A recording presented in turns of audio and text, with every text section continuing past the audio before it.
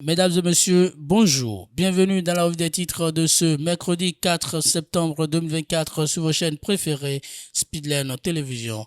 Démarrons par le quotidien Le Télégramme d'Étienne Wessou pour lire à la une. Affaire Frère Onvi, Steve Amosu porte plainte contre ses ravisseurs. Un dédommagement de 20 millions de francs CFA réclamé. Wanilo Fagla relâché. Gandaro et Gbagidi condamnés à 2 ans. Le procès qui se tient dans l'affaire d'enlèvement de Steve Amosu est à l'étape de réquisition. Au cours de l'audience de ce mardi 3 septembre 2024, le procureur spécial près la Cour de répression des infractions économiques et du terrorisme CRIET a fait des réquisitions. Mario Metonou s'est appuyé sur l'article 564 du Code pénal pour avancer ses arguments contre le directeur du Centre national des investigations numériques SOCRC, Wanilo Medegan Fagla, poursuivi pour complicité d'arrestation illégale. Il dit n'avoir pas d'éléments de preuve pour soutenir cette accusation après les déclarations à la barre. Il demande une relâche pure et simple contre Jimmy Gandaro. Le procureur spécial estime que c'est le cerveau du groupe. C'est lui qui a été contacté. C'est dans son véhicule que Steve Amosu a été transporté et c'est lui qui l'a déposé au CNIN. Il a demandé à la cour de retenir Jimmy Gandaro et Jérôme Gbagidi dans les liens de la prévention.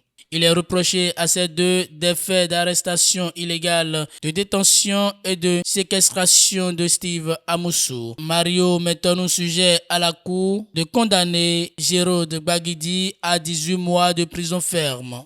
Il a requis 24 mois de prison ferme contre Jimmy Gandaro. Il a aussi demandé à la cour de décerner un mandat de dépôt contre les deux prévenus. En plus des peines d'empoisonnement, il a souhaité à la cour de recevoir la constitution de la partie civile et de condamner les prévenus à payer à Steve Amosu une somme de 20 millions de francs CFA. Une requête formulée par l'un des avocats de Amosu, Maître Aboubakar Babarapé, qui a soulevé une exception et demande à la Cour de se déclarer incompétente au vu des articulations des faits. Le PS a expliqué que les infractions mises à la charge des concernés ne sont pas des faits de nature criminelle. Donc, il ne saurait pas solliciter l'incompétence de la chambre du jugement. Selon le magistrat, les faits d'arrestation, détention et séquestration reprochés aux prévenus n'ont pas dépassé les 5 jours prescrits par la loi.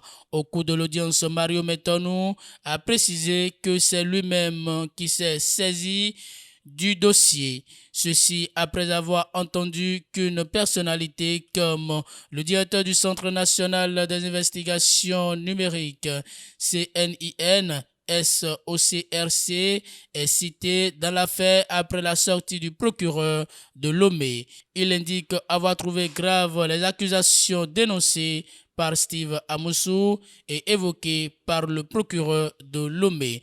Vous aurez plus de détails dans les colonnes de ce journal.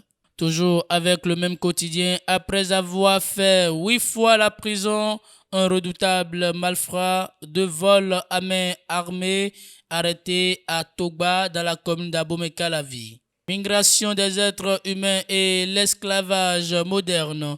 Cotonou accueille la consultation continentale des jeunes de toute l'Afrique. Contentieux relatif à l'installation d'une usine de grainage de coton à Djougou. Le Bénin condamné à des dizaines de millions de francs CFA par la Cour de justice de la CEDEAO. Et pour finir avec ce quotidien Ville de Cotonou, 68 mendiants et enfants de rue récupérés par la police républicaine. Les détails sont à lire à la page 4 de ce quotidien. Le potentiel élection des professionnels des médias à la RAC 7e mandature Sénat. Voici les bouches qui ont mangé l'agent des élections. 2 jours pour ramener les résultats à Cotonou pour des faits d'entretien suspects. La mission d'enregistrement des élections 10 fois plus chère que les documents électoraux. Talon sa vision des ressources publiques rangées dans les casiers. La brigade économique et financière pour fouiller cette gestion des fonds électoraux. Condamnation d'un commis de l'État pour violation de la Constitution. Le préfet Jean-Claude Kodia, sa légitimité au poste en question. Talon doit éloigner de sa gouvernance les violeurs de la loi fondamentale. Les détails sont à lire à la page 4 de ce quotidien. Pour finir avec le potentiel assassinat brutal à Ouassougon, un homme retrouvé décapité à Zogbodomé avec sa tête emportée, informe le quotidien.